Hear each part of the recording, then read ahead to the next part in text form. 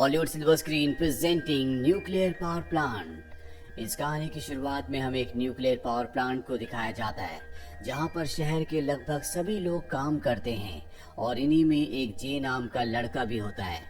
हालांकि कभी उसके पिता और उसका भाई भी इसी न्यूक्लियर प्लांट में काम किया करते थे, लेकिन न्यूक्लियर प्लांट के रेडिएशन की वजह से उन दोनों की मृत्यु हो गई। और अब क्योंकि यहाँ पर रोजगार का और कोई दूसरा साधन नहीं है, इसीलिए जे को भी यहाँ पर काम करना पड़ता है। दरअसल इसी पावर प्लांट की वजह से इस पूरे शहर को एनर्जी मिलती है। काम खत्म होने के बाद जे अपने घर जाता है। जे दरअसल अपनी मॉम के, अपनी सिस्टर इन लॉ और अपने एक नेफ्यू के साथ रहता है। जे की मॉम एक रेस्टोरेंट चलाती है, लेकिन जे का हमेशा से मन था कि वो एक फिशरमैन बने। इसीलिए अगले दिन वो अपनी गर्लफ्रेंड के पास जाता है और उसे बताता है कि वो समंदर में जाने की तैयारी कर रहा है और अगर वो समंदर में गया तो अगले 2 सालों तक वो वापस नहीं आएगा। ये सुनकर उसकी गर्लफ्रेंड को बहुत गुस्सा आता है और वो उसे कहती है कि अगर तुम समंदर में फिशरमैन बनने के लिए गए तो मैं तुमसे हमेशा के लिए रिश्ता तोड़ दूंगी। जे उसे मनाने की बहुत कोशिश करता है, लेकिन वो उसकी बात नहीं मानती। दरअसल जे नहीं चाहता कि वो पावर प्लांट में काम करे, क्योंकि इसी प्लांट में उसने अपने पिता और अपने भाई को खोया था। और जब वो अपनी मॉम को ये बात बताता है तो उसकी मॉम भी इस फेवर में नहीं होती कि वो समंदर में 2 सालों तक जाए, क्योंकि वो नहीं चाहती कि उसका बेटा उससे अलग हो। लेकिन जे अपने सपने को पूरा करना चाहता है, वो एक फिशरमैन बनना चाहता है। वहीं हमें प्रेसिडेंट को दिखाया जाता है जिसके पास न्यूक्लियर पावर प्लांट की रिपोर्ट आती है, जिसमें साफ साफ लिखा होता है कि न्यूक्लियर पावर प्लांट का जो एरिया 1 है वो बहुत ज्यादा खतरनाक है, वो लोगों की जिंदगी के लिए एक रिस्क है। साथ ही न्यूक्लियर पावर प्लांट में सेफ्टी की जितनी भी गाइडलाइंस है उन सबको प्रॉपर तरीके से फॉलो नहीं किया जा रहा। ये रिपोर्ट्स पढ़ने के बाद प्रेसिडेंट की चिंता बढ़ जाती है और अगली सुबह वो अपने मिनिस्टर्स के साथ एक मीटिंग रखता है जिसमें वो कहता है कि हमें न्यूक्लियर पावर प्लांट को बंद करना होगा। पर उसके मिनिस्टर्स कहते हैं कि पूरे शहर को एनर्जी उसी से मिलती है, साथ ही हमारे देश की इकोनॉमी के लिए ये बहुत ही इम्पोर्टेंट है। और ये सब जानने के बाद प्रेसिडेंट को अपना फैसला बदलना पड़ता है। उसी रात को पावर प्लांट में हमें 2 वर्कर्स को दिखाया जाता है जो आपस में बात कर रहे होते हैं। दरअसल इन्हें भी एरिया 1 के खतरे का आभास होता है। ये कहते हैं कि अगर यहाँ पर रेडिएशन हुआ तो सबकी जान को खतरा होगा। और कुछ ही देर बाद यहाँ पर एक बहुत तेज भूकंप आता है जिससे एरिया 1 का जो कूलेंट पाइप होता है वो फट जाता है। और अगर कूलेंट पाइप से सारा का सारा कूलेंट बाहर निकल गया तो न्यूक्लियर रिएक्टर जो कि बहुत ज्यादा गर्म होता है, जिसे कूलेंट ठंडा रखता है, उसका टेम्परेचर बहुत ज्यादा बढ़ जाएगा और वो फट जाएगा। और अगर ऐसा हुआ तो पूरे शहर में रेडिएशन फैल जाएगा, जिससे अनुमान लगाना भी मुश्किल है कि कितने लोगों की जान चली जाएगी। और अब जब ये स्टाफ को बात पता चलती है तो वो कुछ टेक्नीशियंस को सेफ्टी सूट्स पहनाकर एरिया 1 में भेजते हैं जहाँ पर वो पाइप फटा होता है। और अब सब के सब उस पाइप को रिपेयर करने की कोशिश करते हैं ताकि कूलेंट निकलना बंद हो जाए। लेकिन जब ये ऐसा करते हैं तो पाइप का प्रेशर और भी बढ़ जाता है और पाइप कई जगह से लीक होना शुरू हो जाता है। और ऐसा होने से कूलेंट बहुत ज्यादा निकल जाता है, जिस वजह से न्यूक्लियर रिएक्टर का टेम्परेचर लगातार बढ़ता रहता है। जब ये बात प्रेसिडेंट को बताई जाती है तो पूरी तरह से सदमे में आ जाते हैं, क्योंकि उन्हें पता है कि अगर ये ब्लास्ट हो गया तो पूरे शहर की जान को खतरा होगा। इसीलिए शहर में जितने भी लोग होते हैं वो उन सबको सुरक्षित एक स्टेडियम में बुला लेते हैं। लेकिन न्यूक्लियर प्लांट के अंदर अब भी बहुत सारे लोग हैं जो किसी भी तरह से पाइप से निकलने वाले कूलेंट को रोकना चाहते हैं।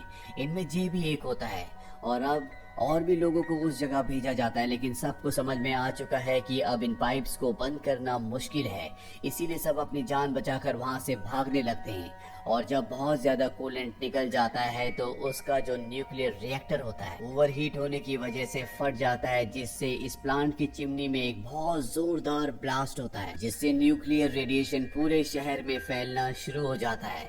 इस ब्लास्ट से अंदर बहुत सारे वर्कर्स की मौत हो चुकी होती है। और अब जब ब्लास्ट हो चुका है तो जे की गर्लफ्रेंड भी जे को देखने के लिए प्लांट के पास आ जाती है, लेकिन यहाँ पर सिक्योरिटी होती है जिन सब ने मास्क पहने होते हैं। वो जे की गर्लफ्रेंड को अंदर नहीं जाने देते, लेकिन वो अंदर जे को ढूंढने के लिए जाना चाहती है। और तभी वो देखती है कि जे अपने 2 साथियों के साथ प्लांट के अंदर से बाहर आ रहा है, जिसे देखकर वो बहुत खुश हो जाती है।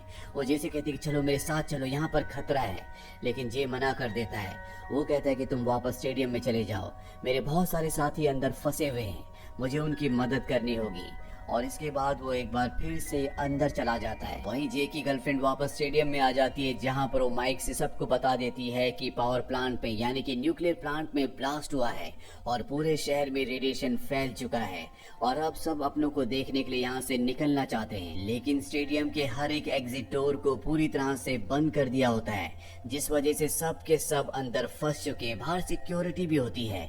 ये सब अपने मोबाइल से अपने लोगों को फोन करने की कोशिश करते हैं, लेकिन यहाँ पर सरकार ने हर एक मोबाइल के सिग्नल्स को पूरी तरह से जैम कर दिया है। दरअसल यहाँ की सरकार नहीं चाहती कि न्यूक्लियर प्लांट के ब्लास्ट के बाद इस शहर से बाहर जाए। अगर ऐसा हुआ तो पूरी दुनिया में उनके देश का नाम खराब होगा।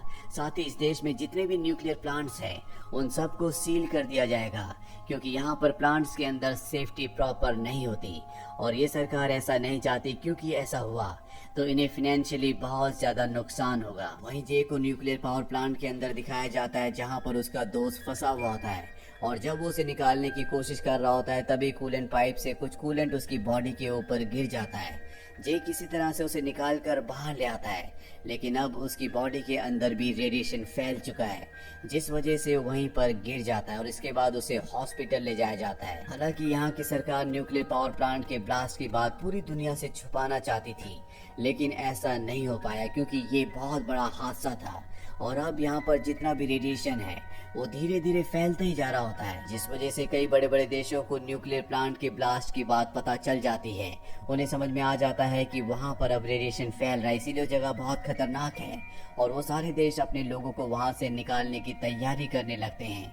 और अब सब यहाँ से इस शहर से जहाँ पर न्यूक्लियर प्लांट था वहाँ से भाग रहे होते हैं, लेकिन अब भी वो सब लोग जो कि स्टेडियम के अंदर हैं वो वहीं पर लॉक्ड होते हैं।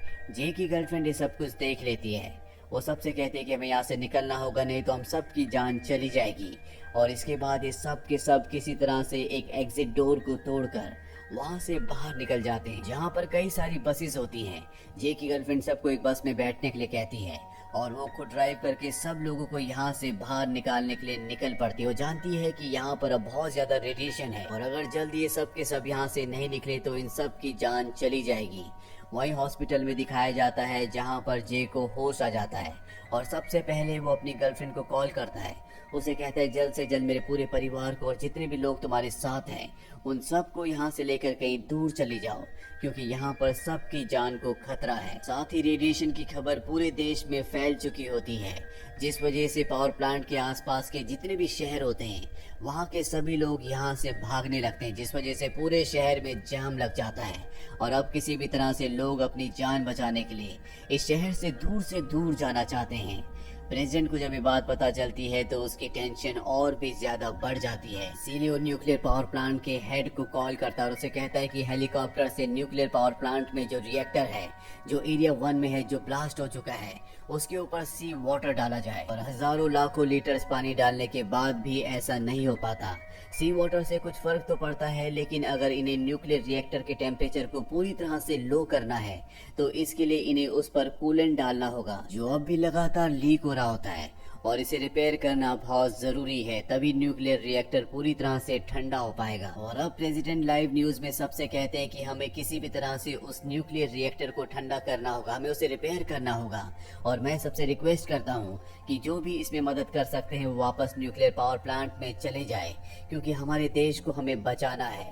हॉस्पिटल में सभी वर्कर्स जब इस न्यूज को देखते हैं तो उन्हें कुछ भी समझ में नहीं आता कि उन्हें क्या करना चाहिए। हालांकि शुरू में कोई भी उस प्लांट के अंदर वापस नहीं जाना चाहता था, क्योंकि वहां जाने का मतलब है मौत। पर सबको एहसास होता है कि अगर उन्होंने ऐसा नहीं किया तो उनका पूरा देश खतरे में आ जाएगा, जिसमें उनके परिवार वाले भी रहते हैं। और अब ये सब फैसला करते हैं कि सब के सब वापस न्यूक्लियर पावर प्लांट के अंदर जाएंगे। जे जाने से पहले अपनी गर्लफ्रेंड को कॉल करता है और उसे बताता है कि वो वापस न्यूक्लियर पावर प्लांट के अंदर उसे रिपेयर करने के लिए जा रहा है, जो सुनकर उसे बहुत दुख होता है। जे कहता है कि ये बात मेरी मॉम को मत बताना। जे की गर्लफ्रेंड उसे ऐसा करने के लिए मना करती है, लेकिन जे कहता है कि मुझे जाना होगा और वो फोन कट कर देती है। और अब जे और उसके सभी साथी न्यूक्लियर पावर प्लांट के अंदर पहुंच जाते हैं, जहां पर रेडिएशन का स्तर बहुत ज्यादा है। यहाँ पर जितने भी लोग होते हैं इन सब के हेलमेट्स पर कैमरास लगे होते हैं और इस पूरे ऑपरेशन को प्रेसिडेंट के साथ साथ बहुत सारे लोग देख रहे होते हैं। और अब ये उसे रिपेयर करने की कोशिश करते हैं, लेकिन ये पूरी तरह से नाकामयाब हो जाते हैं, क्योंकि लीकेज और भी ज्यादा बढ़ जाती है। और अब सबको एहसास हो जाता है कि इसे रिपेयर नहीं किया जा सकता। सबके सब पूरी तरह से हताश हैं और तभी जे कहता है कि हम एक काम कर सकते हैं, नीचे वाले एरिया को अगर हम ब्लास्ट कर दें तो सारा का सारा कूलेंट नीचे वाले टैंक में चला जाएगा, जिसके बाद हम इस कूलेंट को उस जगह पहुंचा देंगे जहां पर न्यूक्लियर रिएक्टर हीट अप हो चुका है। और सबसे बड़ी समस्या ये होती है कि जो भी ब्लास्ट करेगा वो बच नहीं पाएगा, उसके बचने की कोई भी उम्मीद नहीं है, इसीलिए कोई भी ब्लास्ट करने के लिए नहीं जाना चाहता। पर अब ये तय करता है कि वो इस ब्लास्ट को, इस काम को अंजाम देगा, लेकिन वो अपने परिवार से सबसे पहले बात करना चाहता है। इसीलिए प्रेसिडेंट से कहता है कि मैं अपने परिवार से बात करना चाहता हूँ। और इसके बाद जे को पूरी दुनिया के सामने लाइव किया जाता है। जे की गर्लफ्रेंड को भी इन्फॉर्म कर दिया जाता है कि जे लाइव आ रहा है, जो सुनने के बाद जे की गर्लफ्रेंड सबको वापस बस में आने के लिए कहती है। और जब सब बस में टीवी को ऑन करते हैं तो उसमें जे होता है, जो अपनी मॉम को, अपनी गर्लफ्रेंड को, अपनी सिस्टर इन लॉ और अपने नेफ्यू को कहता है कि तुम सबको अपना ध्यान रखना होगा, मैं तुम सबसे बहुत प्यार करता हूँ, लेकिन इस वक्त देश को मेरी जरूरत है, इसीलिए मुझे जाना होगा। जाने से पहले वो अपने सभी वर्कर साथियों से कहता है कि तुम सब के सब यहाँ से निकल जाओ, तुम यहाँ से दूर चले जाओ, क्योंकि यहाँ पर रेडिएशन बहुत ज्यादा बढ़ने वाला है। जिसके बाद सब के सब वहाँ से चले जाते हैं।